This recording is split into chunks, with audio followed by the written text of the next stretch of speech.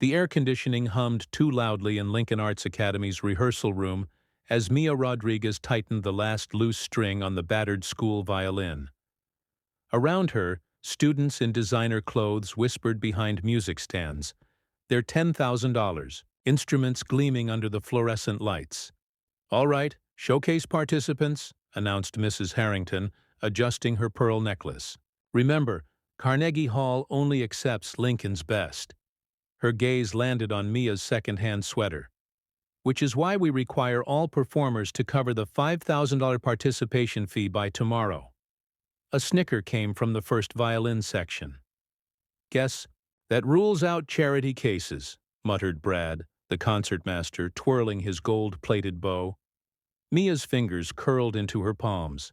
She'd heard this before, when the Chicago winter winds bit through her jacket as she played Vivaldi outside Wrigley Field for spare change. When the admissions committee asked if her single father understood the financial commitment of this magnet school, Mrs. Harrington smiled.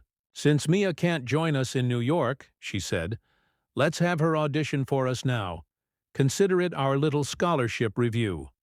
The room erupted in muffled laughter as Mia accepted the dented violin, its bridge crooked, the bow, hair as sparse as an old toothbrush. Then she began to play. The first notes of Wieniawski's Scherzo-Tarantelle exploded like gunshots, a piece so technically demanding even their visiting maestro had called it unplayable. Mia's left hand became a blur, her pinky stretching to compensate for the missing D string. The damaged bow shrieked, then sang, as she adjusted her attack, mid-phrase. Brad's mouth fell open. The viola section stopped chewing gum. Because this wasn't just playing. This was alchemy, transforming a broken instrument into pure gold. Mia's muscles remembered what her mind tried to forget. Those endless nights practicing in their Bronzeville apartment while Abuela whispered, "Again, mija. The world will hear you when it's time." The final double-stopped harmonics rang out long after Mia stopped moving. The clock ticked. Someone's iPhone clattered to the floor. Then, slow applause came from the doorway. A black man in a tailored suit leaned against the frame. Phone. "Recording. Jose Rodriguez's granddaughter," murmured Professor Carter from Juilliard. "Your grandfather said you'd make that piece sound new again." Mrs. Harrington's clipboard hit the ground. Jose Rodriguez, the Cuban-American virtuoso who played for 3 presidents. Mia finally looked up, her cheeks wet. "You knew Abu?" Professor Carter showed his screen. A live stream titled "Real Talent versus Privilege" with 72,000 viewers. "Knew him? He practically raised me at Curtis." His eyes hardened as he addressed the room. Lincoln Academy just went viral, for all the wrong reasons. In the back row, Brad quietly closed his sheet music. The principal's office smelled like expensive leather and regret.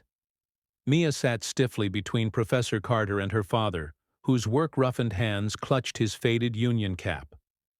Across the mahogany desk, Lincoln Academy's board members avoided looking at the viral video still playing on CNN.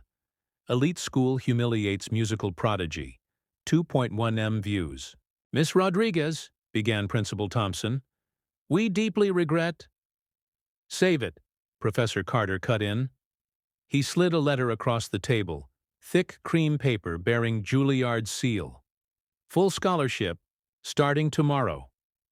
Mia's breath caught. "Tomorrow?"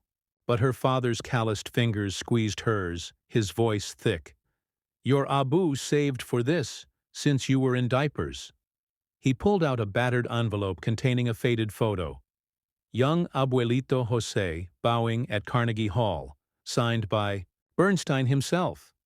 The board members shifted uncomfortably as Professor Carter stood.